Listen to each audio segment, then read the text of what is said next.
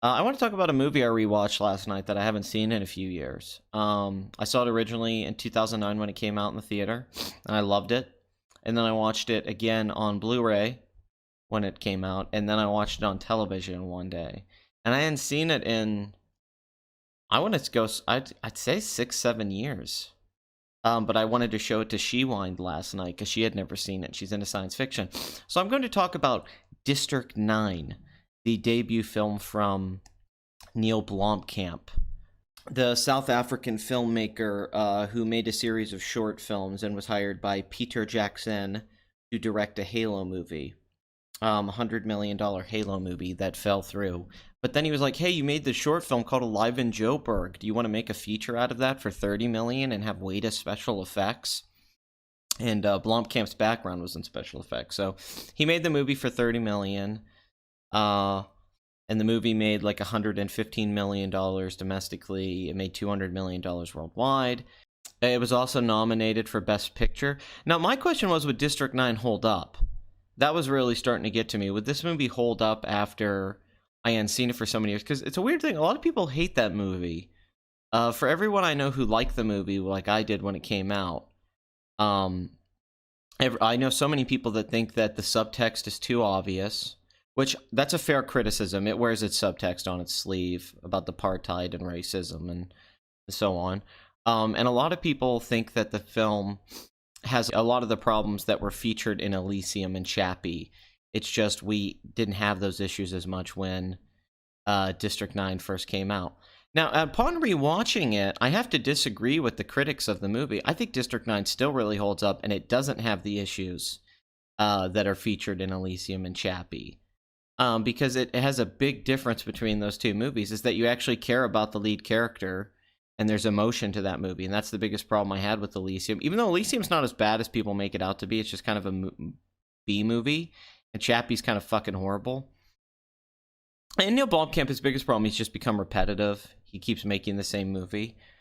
He needs to do something different. I don't mind him staying in science fiction, but he needs to do a different kind of story. He can't keep doing the same story over and over again.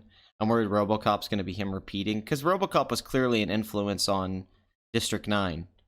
So, but upon rewatching District 9, District 9 still holds up, I think. And I know a lot of people wish the whole film would have stayed in that mockumentary format. After the first half hour, it stops doing that. That's the trick of the movie, is that it gets all this exposition out of the way by being a mockumentary, and then it just becomes a film at a point, and then it kind of goes back to the documentary format in the end. Spoilers, by the way, for this movie that came out 10 fucking years ago, which is crazy. It felt like yesterday. I was 19 when District 9 came out. What the fuck? The thing that still works is that it's the character of Wikus. It's the lead character, and Christopher, the alien. The guy starts out as such a fucking asshole. He's just the schmuck. Like, the way that Sharlto Copley, who looks just like Spike Lee, by the way. What the fuck is with that? Why does that guy look like Spike Lee? Not Spike Lee, Spike Jonze. Spike Lee's fucking do the right thing guy. Spike Jonze, the director of Being John Malkovich and that he's in Three Kings. Looks just like Sharlto Copley. They're the same fucking person.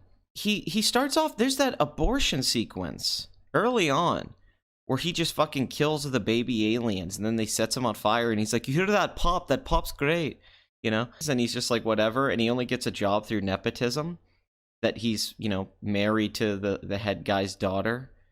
So, yeah, the fact that it starts that way with that documentary format, and then he's so selfish, and that he has this humanity that comes in when he gets that black goo on him, that he starts to panic, and it turns into a body horror movie, straight up. I mean, it is David Cronenberg-esque. It is Frank Henenlotter. Just like ripping your fingernails out, parts of your skin start to come out. It was really awesome rewatching it. I forgot how good that stuff is. The little clever details, that they like cat food, that the weapons are biomechanical, so the aliens are the only ones who can operate them. The humans can't operate the weaponry. and the design of the weaponry, that there's clearly a lot of the Halo influence from the Halo movie, the guns and all that, and they're video game guns. I mean, there's that one gun that can just like pull all the bullets in and then shoot them back. It's badass. There's so many scenes in it.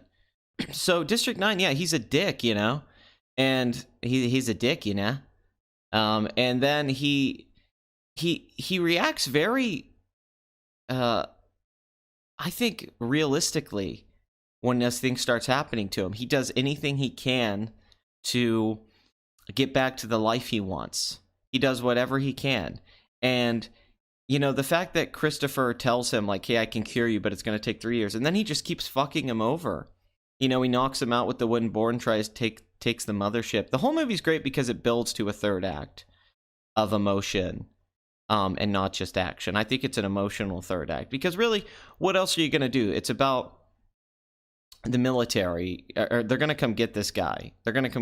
And so, like, there has to be an action climax. And they set too many things up. Like, you don't put a fucking mech suit in a movie like that, and you don't not use the motherfucking mech suit. Like, rule 101, don't put a fucking mech suit in a movie if you're not going to use it, all right? But he's really selfish, but you would be selfish. I think most people would be selfish in that situation if you were turning into a fucking alien. But the great thing, like, yeah, he's like, fuck, what a fascinating science fiction concept that you're turning into an alien. That's one of the best ideas in the movie, is that he's turning in, because it's the Fly, yes, but it's the Fly not in that tragic way, where the Fly's so beautiful because you really care about that relationship, and then at the end she has to fucking blow his brains out. At the end of the movie, when he becomes an alien, there's this, it's got one of my favorite last shots in a movie the last, like, 10 years, is that final shot of him making the flower. And he's just an alien now. I mean, that's a fascinating place that it ends up, because that's how he learns to have empathy for these aliens that he's burning at the beginning of the film. He has the empathy because he becomes one of them. There's a scene where the little alien puts its arms up, and Christopher's like, he likes you. And he's like, you're like me. And he's like, you know, I'm not fucking like you. And there's that awesome scene where they break into MNU and it turns into like a fucking, yeah, it's a video game scene. And there's all these fucking, there's this awesome action scene with him and Christopher, and they go into the room where all the aliens have been cut up and shit. Just a lot of cool stuff, like them making him shoot the guns and all that. They're gonna cut him up into pieces. Yeah, he keeps fucking over Christopher.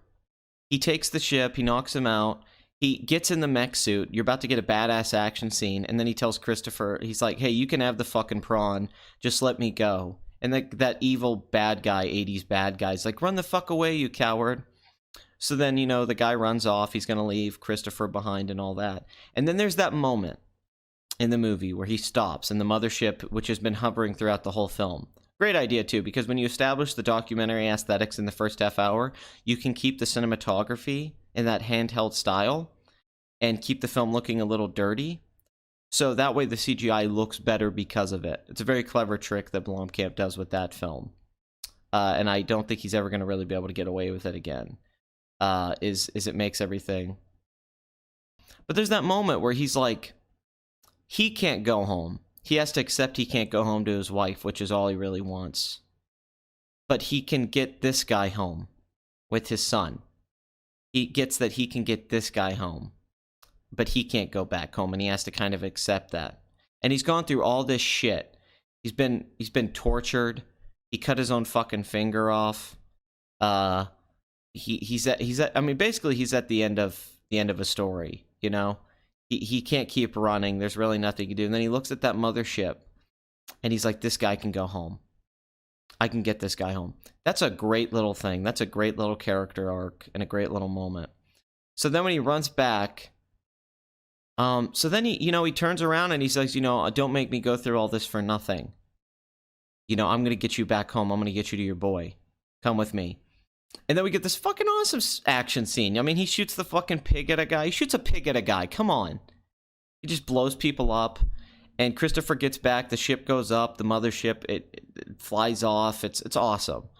And you know, Shark, he's about to die. And then these aliens who now have the mothership there, they know what this guy did.